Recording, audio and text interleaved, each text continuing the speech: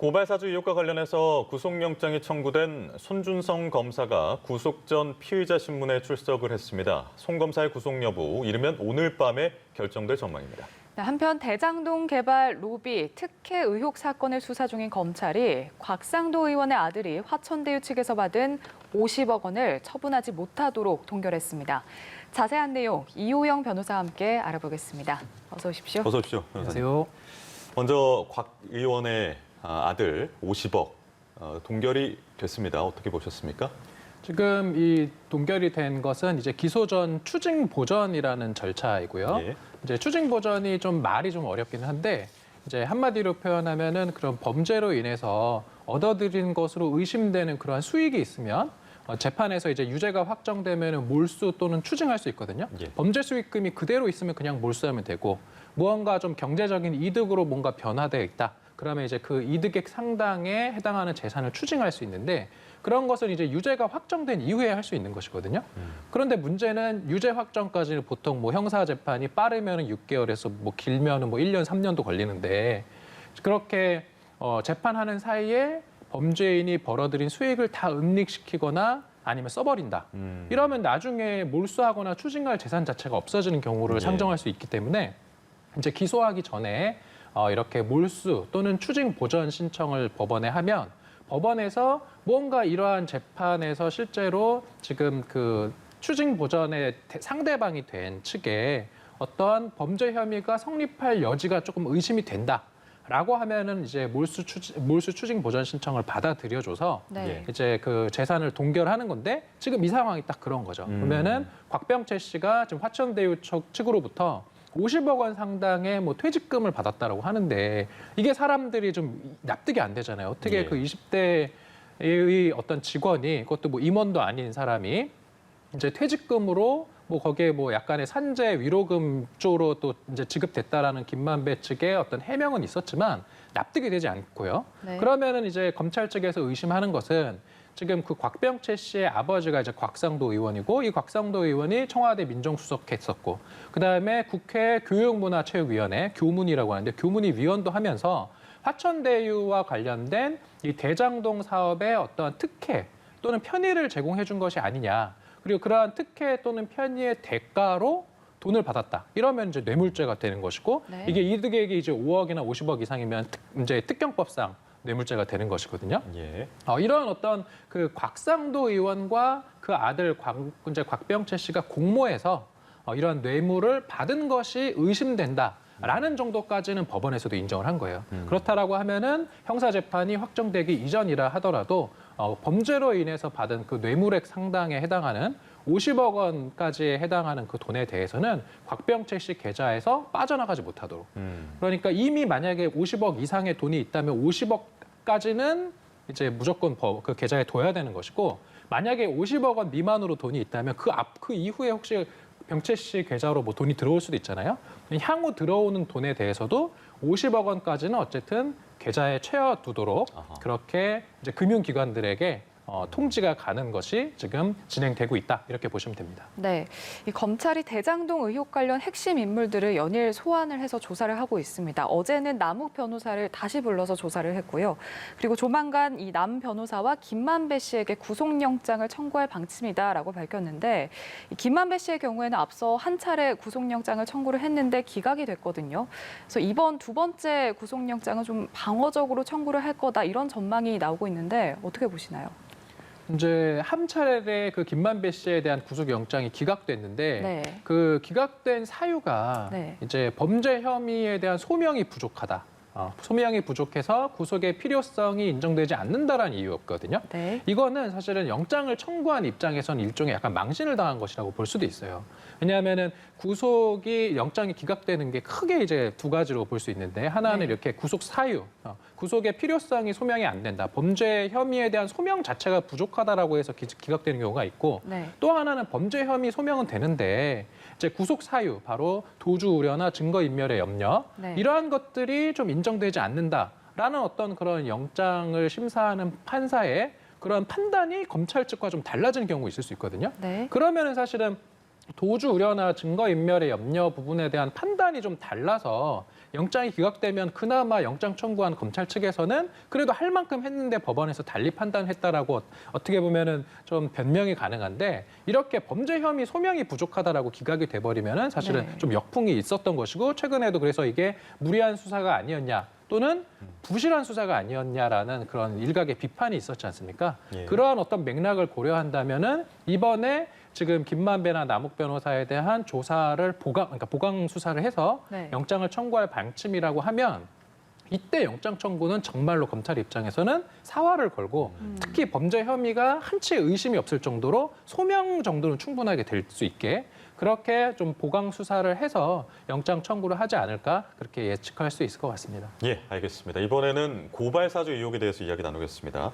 손준성 검사에 대한 구속영장 발부 여부가 이르면 오늘 나올 걸로 보입니다. 근데 소환도 체포도 없이 구속영장을 바로 청구하는 건 일반적인 일은 아니죠? 그렇죠. 사실 저도 좀 놀라긴 했습니다. 예. 왜냐하면 이게 뭔가 조사를 좀 받았다는 뉴스를 제가 본 적이 없고 보면은 지금까지 나와 있는 언론 보도에 따르면 일단은 손준성 검사 측은 뭔가 출석 일정을 조율 중이다라고 이야기하고 있고 그다음에 공수처 측에서는 출석을 불응하고 있다. 지금 이렇게 양측의 입장이 갈리거든요. 예. 그러다 보니까 어쨌든 뭐 공수처 입장에서는 출석도 하지 않으면 피의자 수사를 할 수 없으니까 그 체포 영장을 법원에 청구했었고 법원에서는 20일에 그 영장을 기각했던 것으로 이제 알고 있는데 예. 그러니까 24일에 보통은 이렇게 이제 체포 영장이 기각되면 체포라는 게 결국은 불러서 수사하기 위한 절차이거든요. 가두는 게 아니라 말 그대로 수사기관으로 불러오게끔. 네. 그래서 이미 출석을 하지 않으면 강제로 출석시키는 것이 체포인 것이고 그래서 이제 지금 출석이 안 되는 것을 강제로 출석하게 하는 것은 체포영장을 재청구하는 게 원래는 순리인데 예. 지금 공수처 입장에서는 체포영장을 다시 청구하는 수를 두지 않고 바로 이렇게 구속영장을 청구했는데 방금 그 앞에 지금 테마를 말씀드리면서도 이제 구속영장에 대해서 제가 말씀드렸잖아요. 보면은 네. 구속영장이라고 하는 것은 범죄 혐의가 의심되는 정도로는 안 돼요. 의심되는 정도를 뛰어넘어서 조사를 어느 정도 해보고 당사자 진술도 확보하고 물증도 확보해서 범죄 혐의에 대한 어느 정도 소명, 그러니까 증명보다는 약간 낮고 의심보다는 높은 정도가 소명이거든요. 그래서 이런 범죄 혐의 소명이 어느 정도 된다. 다시 말해서 소명이라고 하는 거는 이제 재판을 해봤을 때 나중에 야, 이 정도 수사 자료라고 하면 나중에 재판해보면 유죄 나올 수도 있겠구나라고 이제 영장 판사가 판단할 정도의 자료 그 수집이 돼 있어야 돼요. 그래서 구속 영장을 청구하는 것을 이제 심사하는 게 지금 방금 오늘 오전에 지금 진행된 것이 바로 구속 전 피의자 신문인데 네. 실제로 제가 구속 전 피의자 신문 이제 많이 들어가 보면 의외로 수사 자료가 방대한 경우가 많아요. 이게 영장 그 범죄 사실은 뭐 한 페이지로 간략하더라도 네. 그 영장 기재 범죄 사실을 보강할 만한 증거 자체는 대단히 한 뭐 몇백 페이지 되는 그런 경우가 예. 왕왕 있거든요. 다시 말해서 영장의 발부는 그 체포영장과는 구별되는 거예요. 체포영장은 그냥 불러서 조사하는 절차인 거고 구속영장은 불러서 조사한 다음에 가둬놓고 이후에 지금 이게 사전 구속영장이기 때문에 만약에 영장 발부되면은 구속된 상태로 재판까지 받아야 되거든요. 그러면 최장 6개월까지 구속될 수도 있는 거예요. 유죄 판결 선고되기 전에. 네. 다시 말해서 구속영장 발부는 한층 더 엄격하게 법원에서 판단을 하는데 그것을 공수처에서 모르는 것이 아닐 거거든요. 공수처장이 지금 판사 출신이니까. 네. 네. 그래서 그런 것을 모르지 않는데도 이렇게 청구를 했다라는 거는 이제 두 가지로 생각할 수 있는데 하나는 그 정도의 뭔가 범죄 혐의를 소명할 만한 증거가 확보가 돼 있구나. 명백한 증거가. 이렇게 네. 이제 생각할 수도 있고 그렇지 않다라고 하면 이제 기각될 수도 있어서 이게 어떻게 될지는 좀 궁금한 상황입니다. 네. 이 손 검사 측은 앞서 말씀해 주셨듯이 최소한의 조사 절차도 없이 구속영장을 청구를 한 것에 대해서 지금 반발을 하고 있고요. 그리고 또 윤석열 전 검찰총장 측에서도 명백한 선거 개입이다 이렇게 주장을 하고 있거든요. 근거가 뭘까요? 이제 그 공수처에서 지금 네. 손준성 검사 측에 그 출석을 요청하는 그 연락을 하면서 네. 이제 대선 경선을 좀 언급을 했다는 그런 이제 언론 보도를 봤습니다. 예. 그래서 그게 만약에 사실이라고 하면 약간 좀 손준성 검사나 특히 이제 윤석열 후보 측에서 이것은 선거 개입이다. 왜냐하면은 뭔가 선거의 어떤 일정과 맞물려서 네. 조사를 하고 뭔가 이제 그 야권에서 의심하는 건 그거겠죠. 이거는 결론을 정해두고 하는 수사 아니냐. 이제 이렇게 문제 제기를 할 수 있는 그런 상황이어서 사실은 왜 굳이 대선 경선을 언급을 하면서 출석을 통보했을까? 지금 왜냐하면은 이 고발 사주 의혹이라고 하는 거는 네. 얼마 전에 모 언론사에서 보면은 그 김웅 의원과 김웅 그 당시 이제 미래통합당 국회의원 후보자였죠. 예. 그 후보자와 그다음에 그 조성은 씨 사이에 녹취 파일이 아예 공개가 됐잖아요. 네. 그럼 그 정도 녹취 파일을 들어보면 어쨌든 그 손준성 보냄이라고 하는 그 고발장을 그 김웅 당시 후보자가 이제 미래통합당 측에 제공을 한 것이다라는 정도의 의심은 충분히 되는 상황이어서 그 정도 의심이라고 하면은 범죄 혐의에 의심이 있으면은 그것이 사실인지 아닌지 수사를 해야 되는 거고 수사의 필요성은 이미 충분한 것이어서 네. 그 정도만 가지고도 출석 요청을 하고 하면 되는데 굳이 왜 대선 경선 일정을 이야기를 했을까? 이 부분은 약간 그 공수처 관계자의 어찌 보면은 조금 실수가 아닐까 그렇게 판단할 수 있을 것 같습니다. 예, 지금 변호사님이 쭉 이야기를 해주셨는데 좀 대답하기 어려운 질문일 수도 있겠습니다만 오늘 밤중에 아마 결론이 나올 걸로 보이는데 구속이 될 거라고 보십니까? 어떻게 보십니까? 그건 정말 어려운 질문하셨는데요. 구속이 될지 안 될지를 판단하는 게 저도 이제 의뢰인들한테 이거는 할 수가 없다. 왜냐하면 수사 네. 기록을 못 봤지 않습니까? 네, 수사 기록을 보지 못했고 저는 근데 조심스럽게 기각될 가능성이 조금 더 있지 않을까라는 판단을 합니다. 왜냐하면 왜요? 예. 그 구속의 사유, 구속의 필요성이 소명되기 위해서는 범죄 혐의가 소명돼야 되고 그러기 위해서는 물적 증거뿐만 아니라 당사자에 대한 조사가 필요하거든요. 근데 그러한 조사도 없이 어쨌든 이렇게 영장을 청구했기 때문에 물론 공수처 입장에서는 당사자가 지금 손중성 검사도 뭐 나오지 않고 그다음에 김웅 의원도 지금 조사를 못했지 않습니까? 그러니까 각각의 어떤 조사를 할 수 없는 그런 뭐 어려움이 있다라고는 치지만 그것은 뭐 수사기관의 입장인 것이고 그런 것을 고려해서 바로 이렇게 구속영장을 법원에서 순순히 발부하지는 않을 것이어서 네. 기각될 가능성이 조금 더 높아 보이는데 그것을 알면서도 청구했다라는 게 저는 조금 궁금하긴 합니다. 어느 네. 정도 그 증거가 확보가 됐길래 이걸 청구했을까? 그래서 어쨌든 뭐 기각될 가능성이 조금 더 있어 보이지만 예. 아닐 가능성도 있다. 이렇게 말씀드리고 싶습니다. 네, 뭐 오늘 저녁 구속 여부가 어떻게 결론이 날지 지켜봐야 할 것 같습니다.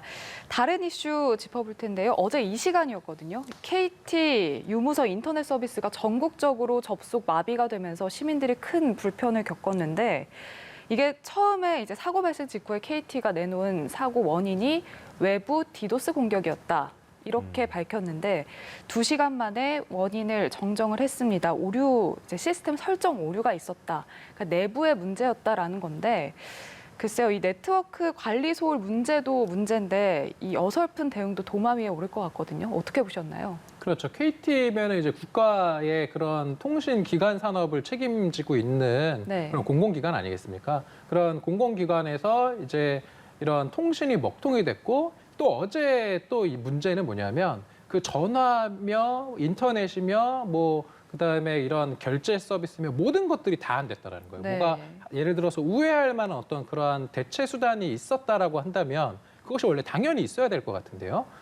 모든 것이 한꺼번에 정지가 돼버리니까 그로 인한 피해가 지금 엄청나게 컸던 것으로 보이고 저만 해도 이제 컴퓨터로 계속 일을 하고 이러다 보니까 어제 예. 이제 법무법인들이나 이런 쪽에서도 난리가 났었거든요. 예. 이런 이제 그런 문제가 막 생겼는데 이것에 대한 KT의 초반 그런 대응이라는 것도 네. 도마에 오를 수밖에 없는 거예요. 처음에는 디도스 공격이 의심된다라고 하는 어떤 이런 공적인 견해 표명이거든요. 네네. 공적인 이런 견해 표명을 할 때는 최소한의 사실 조사를 하고 해야지 그런 공공기관의 어떤 그러한 견해 표명에 대해서 이제 일반 국민들이 신뢰를 하는 것인데 디도스 공격이 의심된다라고 했다가 이제 나중에는 결과적으로는 네트워크 설정 오류로 인해서 발생한 사고였다라고 해서 결국은 이러한 어떤 사고가 발생한 것도 문제고 네. 사고에 대한 초동 대처, 그에 대한 해명도 부실했다 이런 비판을 피하기 어려워 보입니다.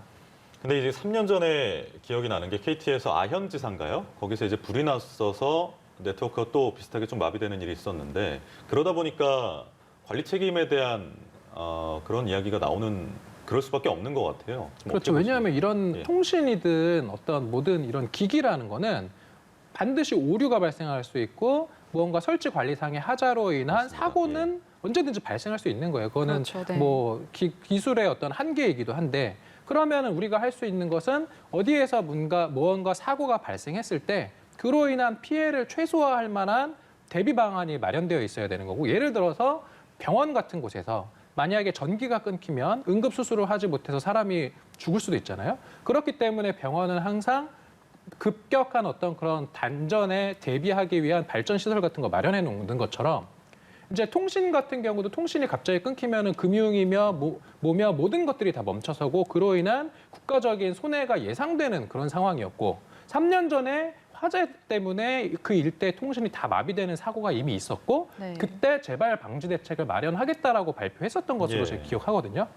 그런데 그런 것이 제대로 안 돼 있었던 것이 이번에 드러났기 때문에 KT에서 이러한 어떤 관련자들, 이러한 어떤 그런 통신 마비 상태에 대한 대응 방안을 마련하지 않은 임직원들의 책임을 회피하기 어려운 그런 상황으로 보입니다. 네, 관리 책임을 피하기는 어려울 것 같다 이렇게 말씀을 해주셨습니다.